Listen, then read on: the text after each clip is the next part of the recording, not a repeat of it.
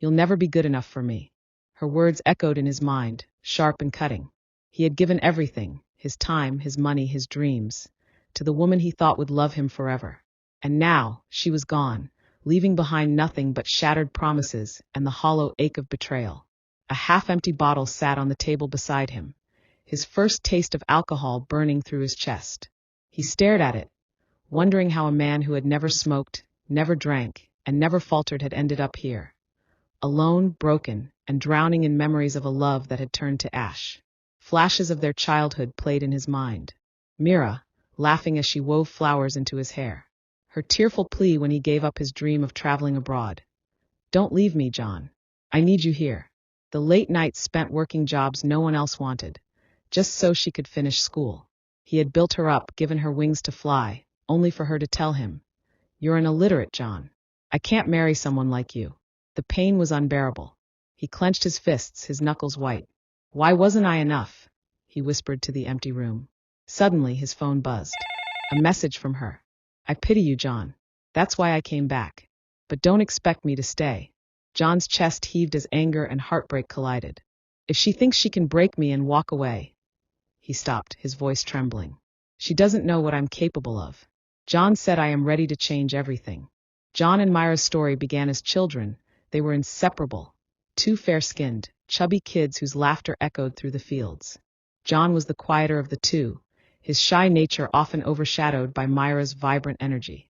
She had a way of lighting up every room she entered, her warm brown eyes full of mischief and dreams. One afternoon, as they sat by the creek, Mira leaned against John, twirling a daisy between her fingers. "Do you think we'll always be like this?" she asked, her voice soft. John glanced at her, his heart skipping a beat. "Like what?" "Together," she said, smiling at him. "You and me forever." John nodded, his voice steady. "I'll always be here for you, Mira, no matter what." As the years passed, their bond only grew stronger. While Mira focused on her studies, John worked tirelessly, taking on odd jobs to support himself and his family. He wasn't the smartest in school, but his determination and hard work set him apart. When Myra's family struggled to pay her school fees, John stepped in without hesitation. "She needs this more than I do," he told himself, handing over his savings to ensure she stayed in school. Mira was grateful, often hugging him tightly and promising, "I'll never forget what you've done for me." But life wasn't always kind. In their late teens, John faced an opportunity to leave the village and work abroad. It was a chance to earn more money and build a better life. But when he shared the news with Mira, her reaction caught him off guard. "Don't go, John," she pleaded, tears streaming down her face. "What will I do without you? You're my everything." Her words stayed with him. Despite his dreams, he chose to stay, working long hours under harsh conditions just to keep her afloat. "You're sacrificing too much for her," his friend Nelson warned one evening. "What about your own future?" John shook his head, his gaze firm. "Mira is my future." One rainy night, John found himself on the doorstep of a wealthy merchant, asking for work. The man sneered at him, but agreed to let him clean stables and run errands. The pay was meager, the conditions harsh, but John endured it all, knowing the money would go toward Myra's education. "You're a fool for love," Nelson teased, though his tone carried a hint of admiration. John only smiled. When you love someone, nothing else matters. Years passed, and Mira graduated from university with honors. She stood on the stage, her face glowing as she received her diploma. John watched from the crowd, his chest swelling with pride. But something had changed. Myra's words grew colder, her smiles less frequent. She no longer called him her everything. One evening, as they sat together, John handed her a small wooden heart he had carved. "I made this for you," he said, his voice filled with affection. Mira stared at it, her expression unreadable. "John," she began, her tone hesitant, "we need to talk." The night was cold, and the dim light from the single bulb in John's room flickered faintly. He sat across from Mira, watching her fidget with the wooden heart he had given her just moments ago. "What's wrong?" he asked, his voice steady but laced with concern. Mira sighed, setting the wooden heart on the table. "John, we've been together for so long," she began, avoiding his gaze. "But things are different now." John's chest tightened. "What do you mean, Mira? Different how?" She hesitated, then spoke the words that would forever change his life. "I've grown, John. I've gone to school, seen what's out there. And you've stayed the same. He stared at her, confusion and hurt swirling in his mind. What does that mean? It means, she exhaled deeply, finally looking at him. You're an illiterate, John. You don't understand my world anymore. I can't marry someone who doesn't match my level. The words struck him like a physical blow. He felt the air leave his lungs, his vision blurring with unshed tears. Mira, he said softly, his voice trembling. I've done everything for you. I've given up everything for you. I know, she said, her tone almost dismissive. And I'm grateful for that, but gratitude isn't love. John's hands clenched into fists as he struggled to process her words. So all the years, all the sacrifices, they mean nothing to you? I didn't say that, she replied quickly. But life moves on, John. People change. That night, Mira left. She walked out of his small, dimly lit room without looking back, leaving John alone with the wooden heart he had carved for her. He sat in silence for hours, his mind racing with memories of their childhood, their dreams, and the promises they had made. By morning, the despair had settled into his chest like a heavy weight. In the weeks that followed, John tried to win Mira back. He sent her gifts, called her repeatedly, and even left money in her bank account anonymously. She's just confused, he told Nelson one evening. She'll come back. I know she will. But Myra's coldness only grew. One afternoon, John saw her step out of a sleek black car, her arm linked with a well-dressed man. The sight made his stomach churn, but he forced himself to approach her. Mira, he called out, his voice cracking. She turned, her expression indifferent. What do you want, John? I just want to talk, he said, his heart pounding. Please. The man beside her smirked, giving John a once-over before stepping aside. Mira crossed her arms. We've talked enough, John. Let it go. That night, John spiraled into a darkness he had never known. He sat alone in his room, a bottle of alcohol on the table before him. He had never smoked or drank in his life, but the pain was unbearable. He lit his first cigarette, the acrid smoke burning his throat as tears streamed down his face. He thought of Mira, of the sacrifices he had made, of the dreams he had built for them. And now, all he had left were ashes. Days turned into weeks, and John's pain only deepened. He barely ate, barely slept. His once hopeful demeanor was replaced with a hollow silence that unsettled even those closest to him. Nelson, his ever-loyal friend, visited often, bringing food and trying to distract him. But nothing seemed to reach John. You can't let her destroy you like this, Nelson said one evening, setting down a plate of rice on the table. John sat on the edge of his bed, staring blankly at the wall. You don't understand, Nelson. She was my everything. I do understand, Nelson replied, his voice firm but kind. But what you need to see is that this isn't love anymore. It's torture. You're holding on to someone who's already let go of you. John's hands clenched into fists. She'll come back, he muttered, more to himself than to Nelson. Nelson sighed, running a hand through his hair. If she does, it won't be because she loves you. You deserve better, John. A broken relationship is better than a broken life. But John wasn't ready to hear those words. One evening, as he sat in his dimly lit room, a knock came at the door. He opened it to find Mira standing there, her expression cold and unreadable. What are you doing here? He asked, his voice trembling. I came because I pity you, she said bluntly. You've been acting like a child, John. I don't want to be the reason you destroy yourself.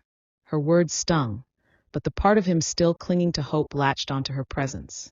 So you're coming back? He asked, his voice barely above a whisper. For now, she replied. But don't expect too much from me. At first, John thought he could win her back.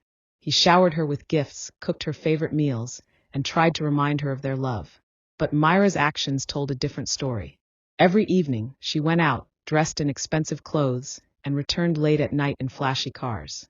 John's heart broke a little more each time he saw her step out of another man's vehicle, her laughter echoing down the street. One night, as she returned home, he confronted her. Where were you? He asked, his voice trembling with anger and pain. Mira rolled her eyes. Is it because I'm staying here that I have to answer to you? If you don't like it, let me know and I'll leave. John's chest heaved with suppressed emotion. Mira, I've given you everything. Why are you doing this to me? She shrugged, her tone indifferent. You're not my husband, John. Stop acting like you own me. That night, John's despair reached a breaking point. As Mira slept, he went through her phone, desperate for answers. What he found shattered him. Messages to two other men, filled with words he had once thought were meant for him. I've never been in a serious relationship. You're the only man I care about. He felt like the ground beneath him had disappeared. He stumbled into the bathroom, clutching the sink as tears streamed down his face. Memories of their past flashed before him. The sacrifices, the love, the promises, and he felt the weight of it all crashing down. He cried until his chest ached, the sound of his sobs echoing in the small apartment. Mira, still asleep, remained oblivious to his pain. By morning, John had made a decision. He couldn't keep living like this. But letting go of Mira felt impossible. He reached out to Nelson, who arrived within the hour. "This has to stop, John," Nelson said, his tone firm. "You're killing yourself over someone who doesn't care." John looked at his friend, his eyes red and swollen. "I can't just let her go. I love her too much." "Then love yourself more," Nelson replied. John woke up the next morning with swollen eyes and a heavy chest.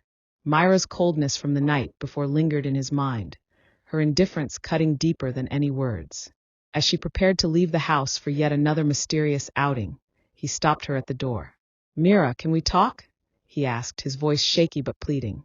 She barely glanced at him as she adjusted her dress. "What is it now, John? Can we just take a walk? Like we used to?" he asked. "Let's go to the park or the creek. You know, where we used to dream about our future." Mira sighed loudly, clearly irritated.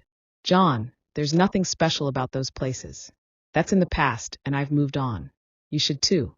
Her words stung, but he wasn't ready to give up. "Please, Mira," he whispered. "Just one walk. That's all I'm asking."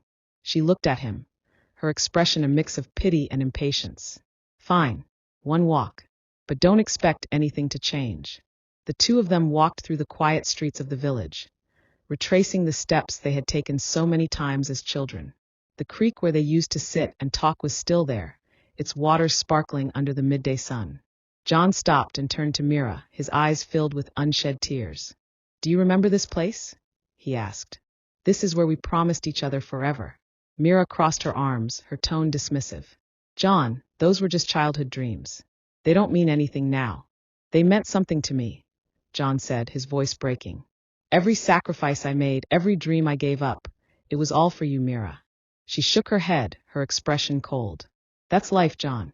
Nothing lasts forever. You need to stop living in the past." Later that evening, John overheard Mira on the phone with her mother.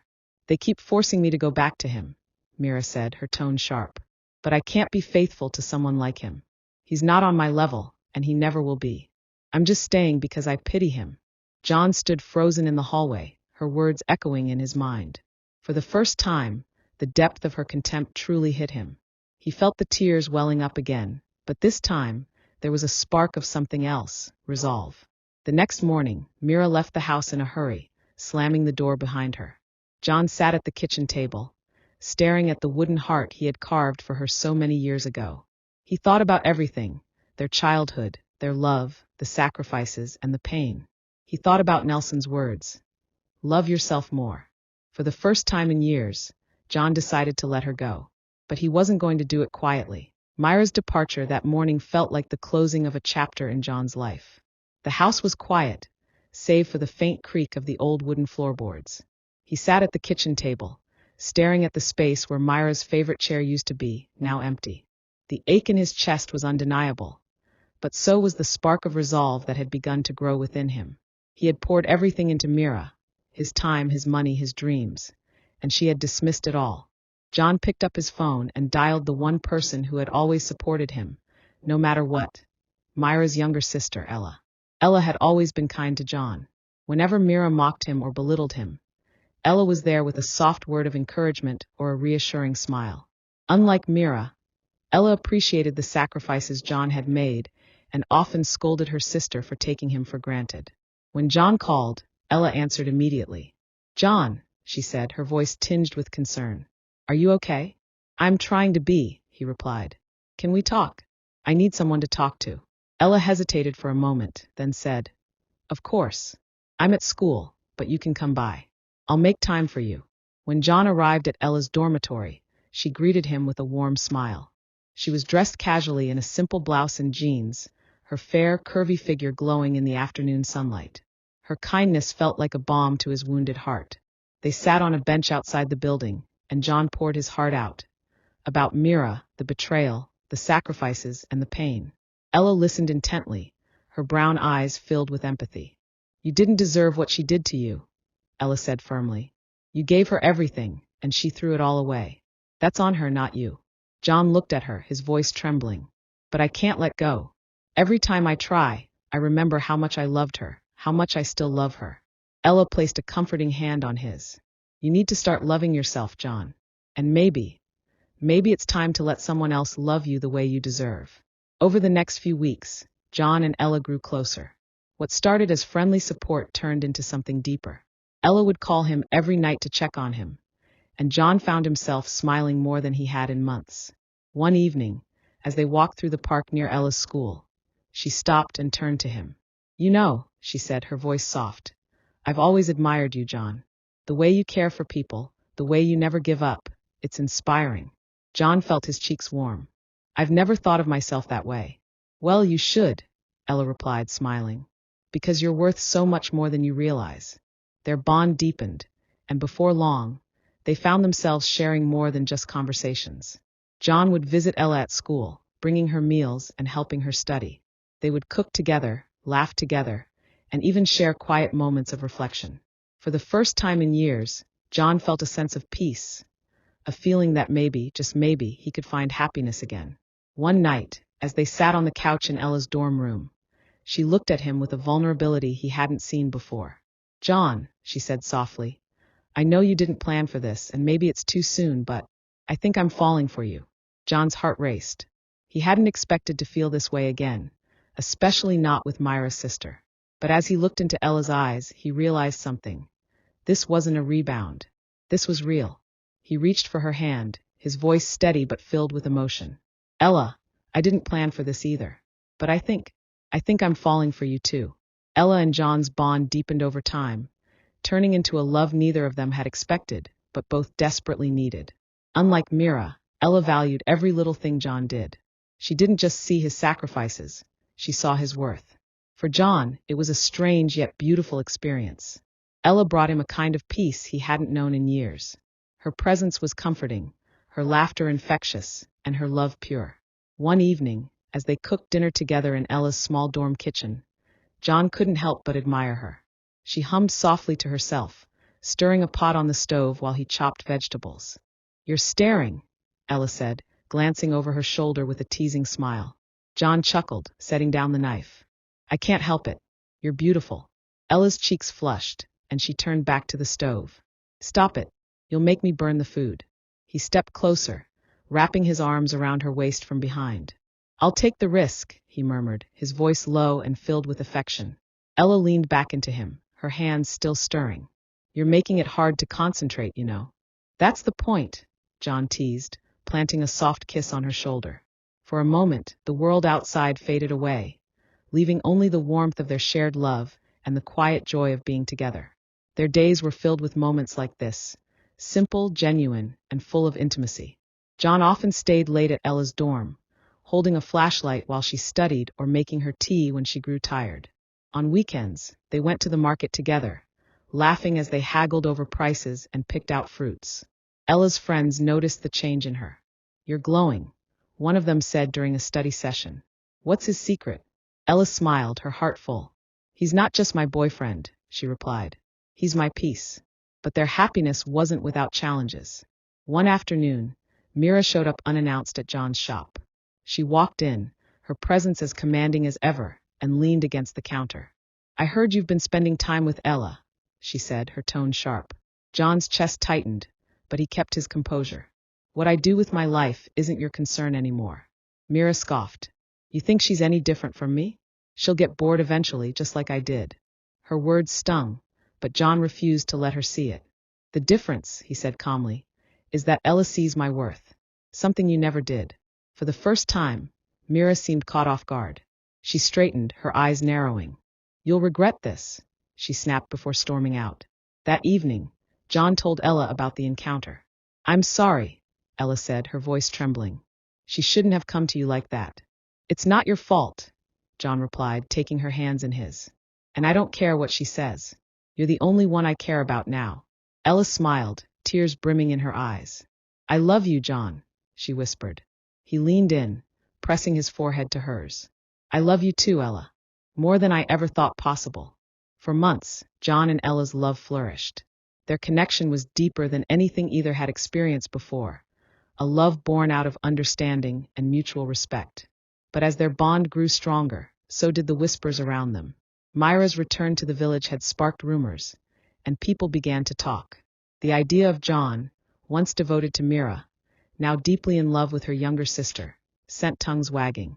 One day, while Ella was at school, a friend approached her with a concerned look.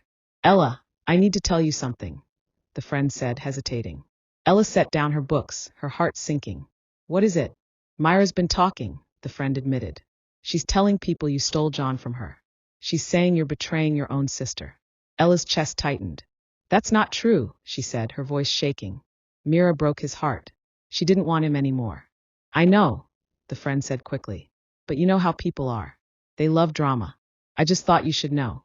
That evening, Ella sat with John in her dorm room, her mind racing. She wanted to tell him about the rumors, but worried it would only make things worse. "You're quiet tonight," John said, his voice soft. Ella looked up at him, her eyes filled with uncertainty. "People are talking about us," she admitted. "Myra saying terrible things." John sighed, his hand reaching for hers. "Let them talk. We know the truth, and that's all that matters." "But it's not fair," Ella said, her voice trembling. "Why can't she just leave us alone?" John pulled her into his arms, holding her tightly. "Because she can't stand to see us happy," he said. "But I won't let her or anyone else come between us."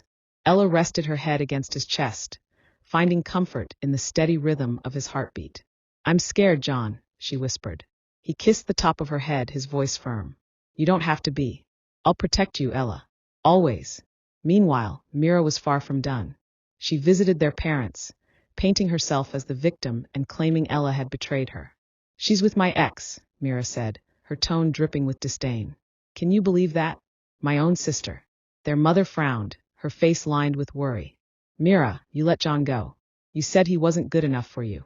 "That doesn't mean she should take him," Mira snapped. "She's making a fool of me." Their father, who had always been the quieter one, finally spoke. "Maybe you should look at yourself, Mira. John's a good man, and you threw him away. Ella sees what you couldn't." Myra's face darkened. "You're taking her side?"